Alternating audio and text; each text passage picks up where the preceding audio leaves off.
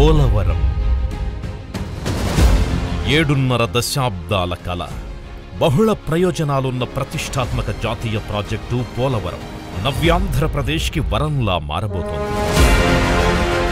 ఆంధ్రప్రదేశ్లోని 13 జిల్లాలే కాదు, ఒరిస్సా, ఛత్తీస్గఢ్, తెలంగాణ రాష్ట్రాల తాగు సాగునీటి అవసరాలకు పరిహరించే మహాప్రాకారం కాబట్టి పోలవరం జాతీయ ప్రాజెక్టుగా మన్ననలు అందుకుంది.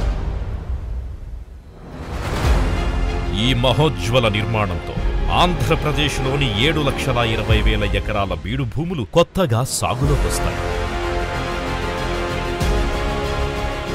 గోదావరి డెల్టాతో పాటు కృష్ణా డెల్టాలోని 23.5 లక్షల ఎకరాల్లోని ఖరీఫ్, రబీ పంటలకు గొంతు తడపనుంది.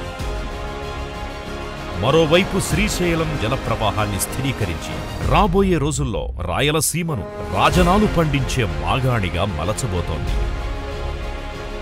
ఉత్తరాంధ్ర 540 గ్రామాల పరిధిలోని 28.5 లక్షల మంది ప్రజల దాహార్తికి సమాధానం పోలవరం.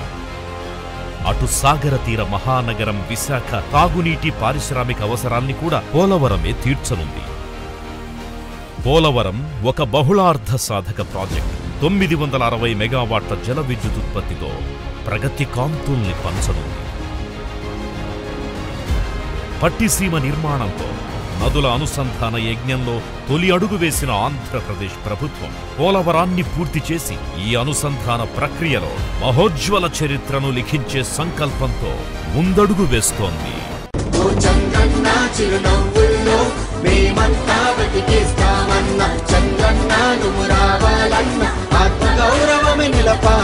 ఈ వీడియో మీకు నచ్చినట్టయితే లైక్ చేయండి, షేర్ చేయండి. మరిన్ని ఇంట్రెస్టింగ్ వీడియోస్ చూడడానికి మా ఛానల్ కు తప్పక సబ్స్క్రైబ్ అవ్వండి.